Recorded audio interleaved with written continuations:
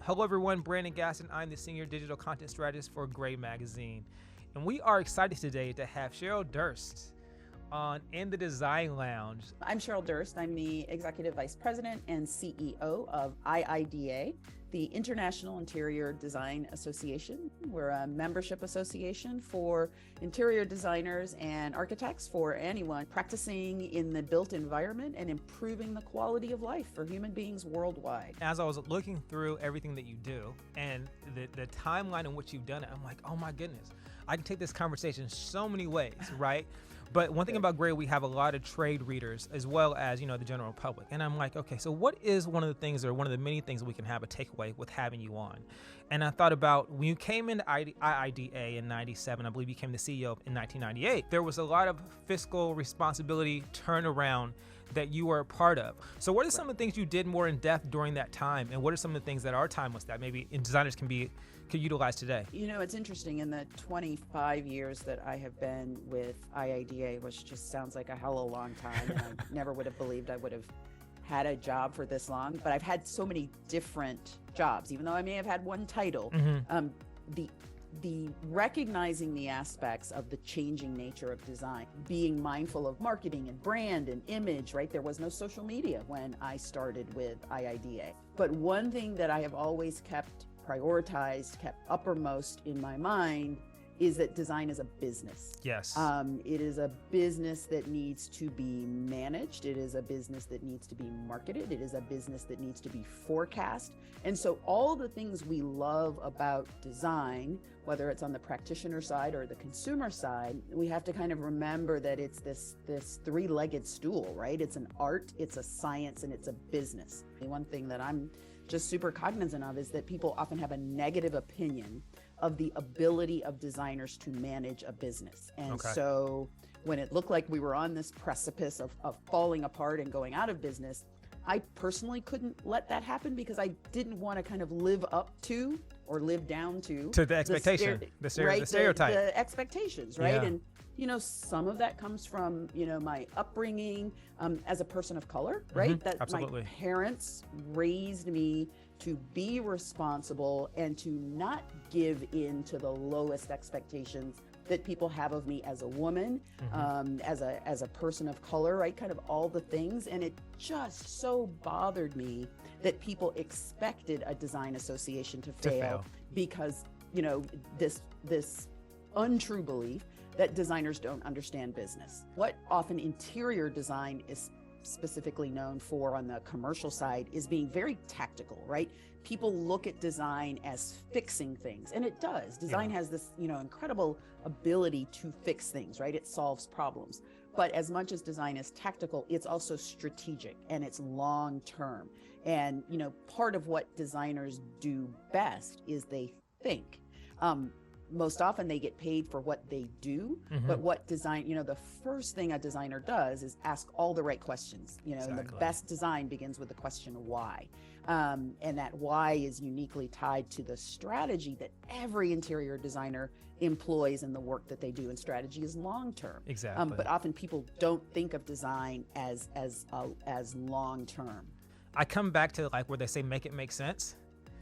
Right? Like it has to make sense, right? And so it's not just, and even from a marketing perspective, it's not like we're just doing this to do it. Like it has to be an intention behind it. It has to be an end result. It's like we're looking long term, and then we're reverse engineering how we get there.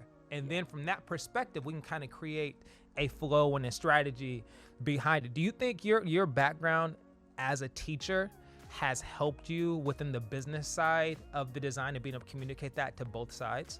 I've always loved the instructional side of design, right? Designers are inherently, as well as being communicators, are teachers. They are constantly teaching their clients, very often are needing to educate those around them about the value of design, the value of what they bring to the table. It's not only an aesthetic sense, but it's also what designers understand about human beings and human behavior. The complexity of what a healthcare environment requires, the complexity of what the workplace requires, hospitality, retail, you name the discipline. And interior designers are so often called upon to articulate not only the components of a project, but what they bring to the table. That's probably our number one most asked question is, help me help others understand the value of design. Jumping ahead, I know Design Your World you launched in 2021, right? But that was something that you had in mind for years. For years.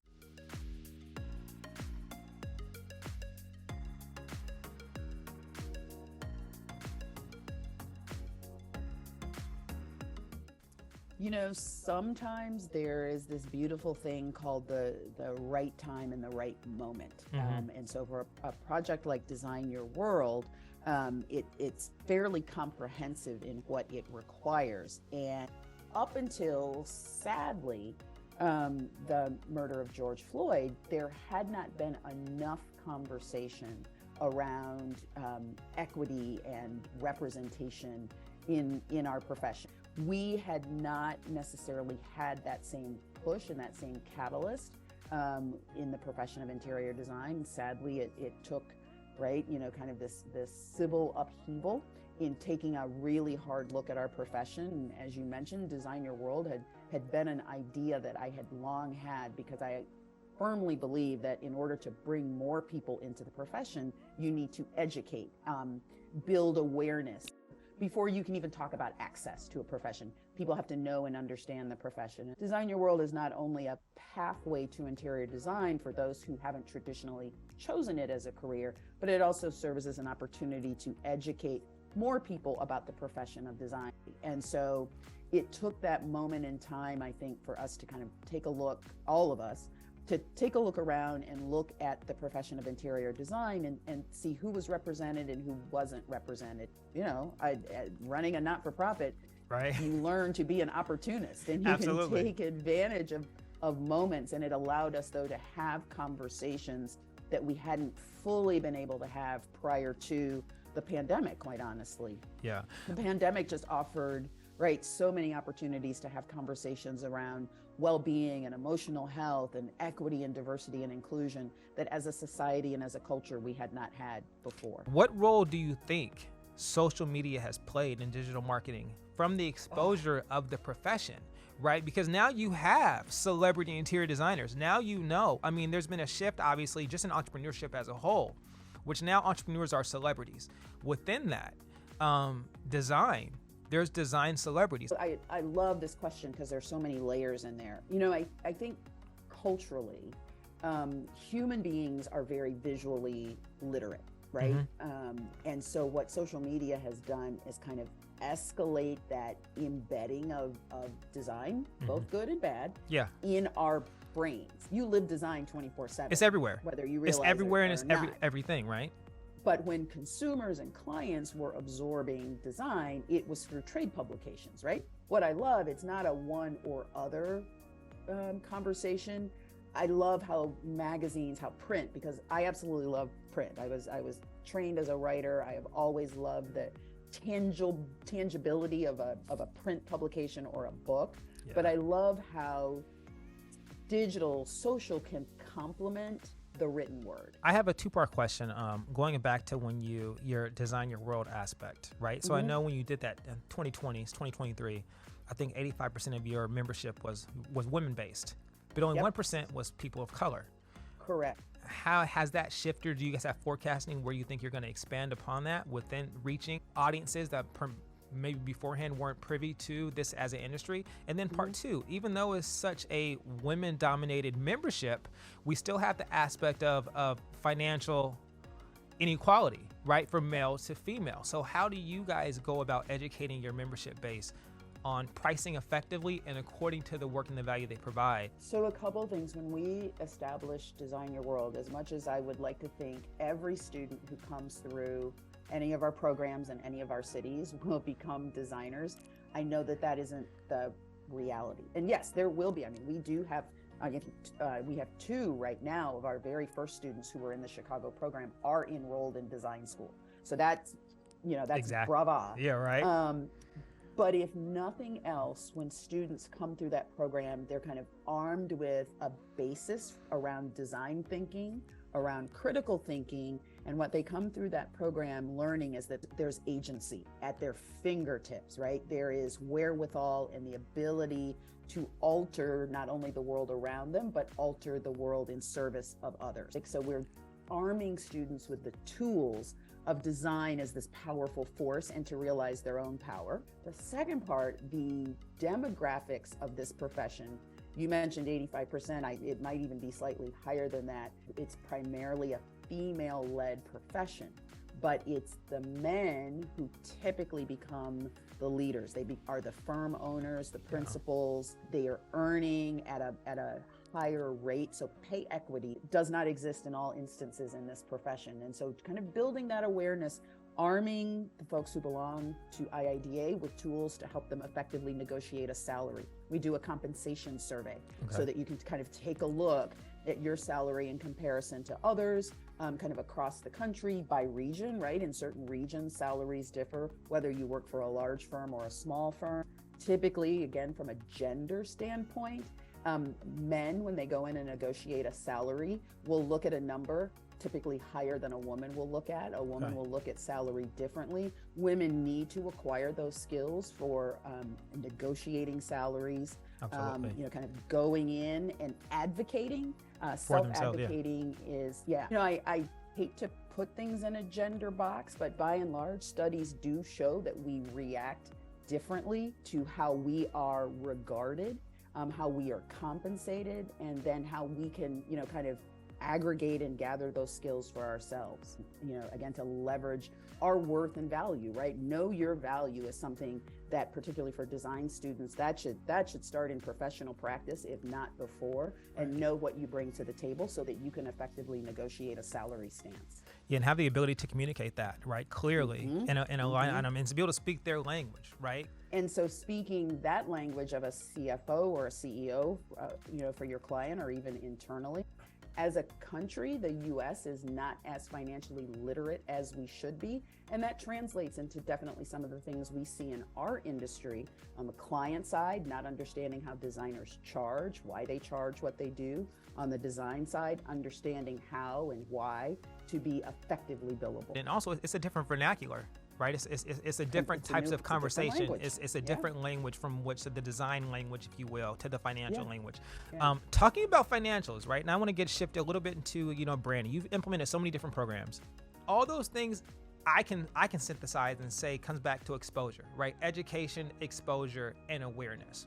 When you talk about branding and marketing, they aren't something that necessarily is going to show up as a line item on your billables, but if done correctly, it emphatically impacts what your line items are. So how do you guys communicate the importance and almost the in reinvesting of brand awareness, branding, marketing? Branding is everything, right? And I think that it is a skill set that is probably most apparent for designers, right? We all have a personal brand, right? And there are families that talk about their family brand, and that gets incorporated into the places that we exist. And so whether that's home or whether that's work, I think understanding that connection between people and place and the story that connection tells, that's brand. And brand isn't evergreen. You always have a brand, but that brand shifts and changes. And so understanding evolves. It evolves, and understanding the chronology of a brand, I think, is a scope of work that maybe had been a bit discreet for the design industry for a very long time. But then clients started asking designers to help me understand my brand, my culture, my people, my why. Design is multidisciplinary, but I think we were talking about language earlier. Design needs to be multiliterate.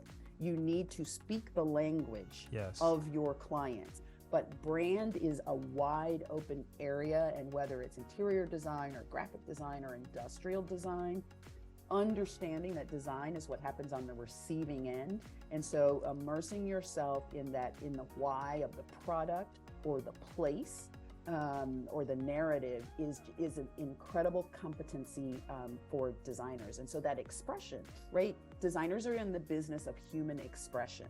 And how do we hone that expression? How do we articulate that? How do we refine it? Because it's all about the experience, right? And so I think that brand is still this territory that is wide open for practicing designer. I could go on so long, but I want I want to end up with 2022. You said was a year of hyper quality connectivity, right? Yeah. So what is the catchphrase for 2023? So I've been playing around with this a little bit, and I think that we are, as a society, kind of obsessed in a good way with identity, honing our personal identity, corporate identity, you name it. I really am playing around with kind of 2023 is the year of being. This idea that designers create place. I love the term place making because place just doesn't happen. And so in all the things that I want to be and express, are there places where I can just be? I can work, I can live, I can play. But what are the places that are going to amplify being? I think of all the ways that people end the sentence, I want to be. Yeah. You know, I want to be safe. I want to be healthy.